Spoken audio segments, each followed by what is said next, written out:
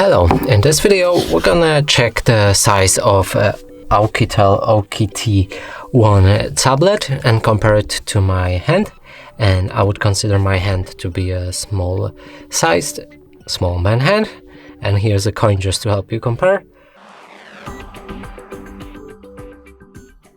Now let's try picking up this tablet and showing you it from all angles.